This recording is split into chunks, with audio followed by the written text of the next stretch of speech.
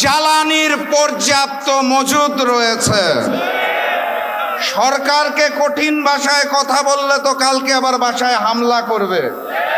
তাহলে সম্মানের সাথে, বিনয়ের সাথে বলতে হবে, মাননীয় প্রধানমন্ত্রী, মাননীয় স্বরাষ্ট্রমন্ত্রী, মাননীয় জ্বালানি মন্ত্রী, এতই যদি মজুদ থাকে তাহলে এত বড় লাইন কেন? এই মজুদ কোথায় রেখেছেন?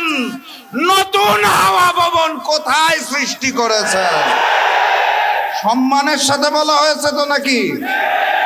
আলহামদুলিল্লাহ।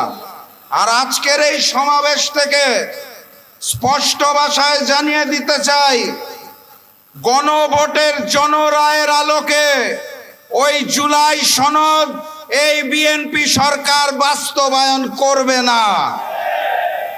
অতএব তাদেরকে বাস্তবায়ন করাতে হবে।